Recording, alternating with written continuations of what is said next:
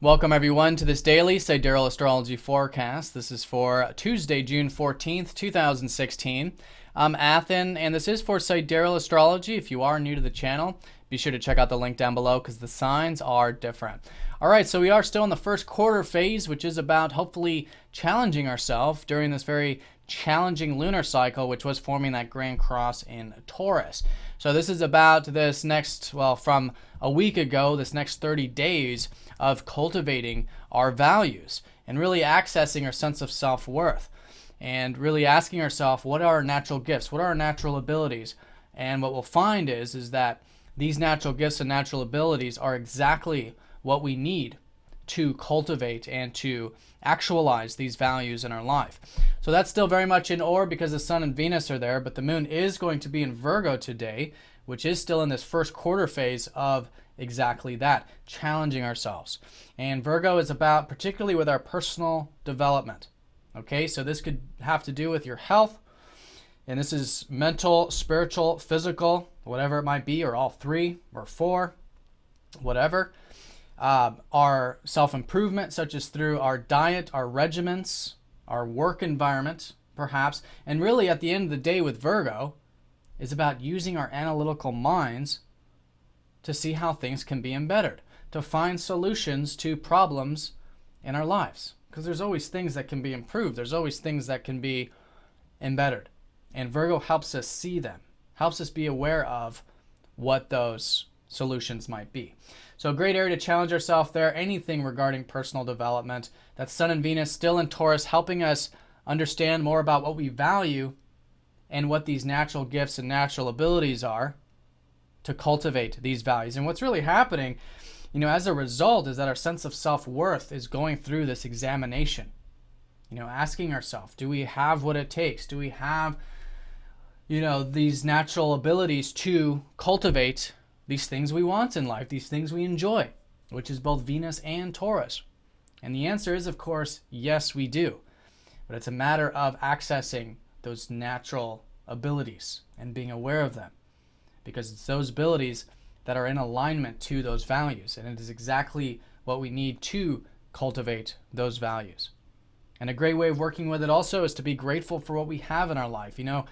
Taurus is about abundance, it's about the things we enjoy in life, but the first step of this is getting into a mindset that's in alignment with that abundance. And this is being grateful for what we have in life, seeing the abundance because we all do have it, seeing it, attuning to it, focusing on what we have versus what we don't have. These are the challenges right now with Taurus, one of them. But I think a great way of working with it is with gratitude and an awareness of what we do have in our lives. And that is, again, cultivating that sense of self-worth, helping us understand more about our values, and also more about relationships as well, because Venus does double as that relationship planet. So there's still new beginnings cultivating with that. There's still insights coming in about that as well. All right, so good things to continue to work on and reflect on here today. So the Sun is sextiling up to Uranus, which is going to be the strongest aspect of the day. It's a nice aspect. It's an opening for self-expression, a freeing type of self-expression. The Sun is that prana, that life force, that inner spark. Uranus is freedom. Uranus is being our true self. Uranus is accessing our unique individuality.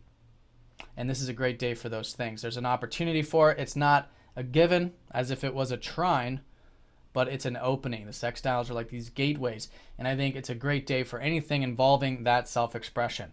Cultivating it, being ourselves. And on a tangible external level, maybe hobbies, interests, creative pursuits, whatever it might be. So that's the strongest aspect. Still, from yesterday, a lot of things going on, though. We do have Neptune still station.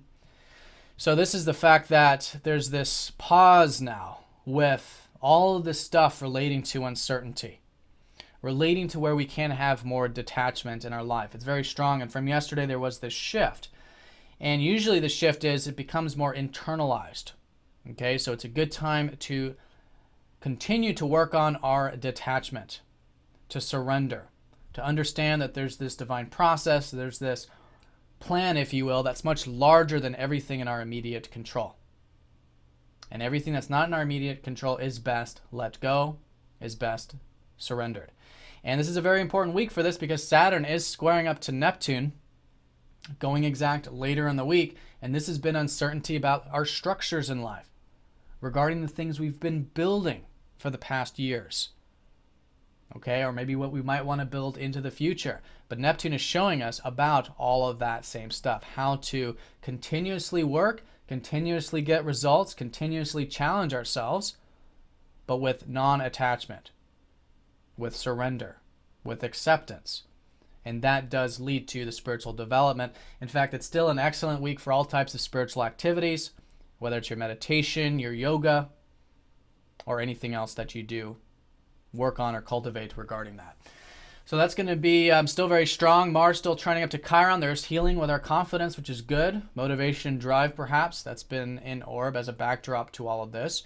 Pluto still trending up to the North Node. A great week for change, stepping into our power to make change. In fact, the moon will be squaring up to Pluto and opposing up to Uranus today. So this is a good area for us to challenge ourselves.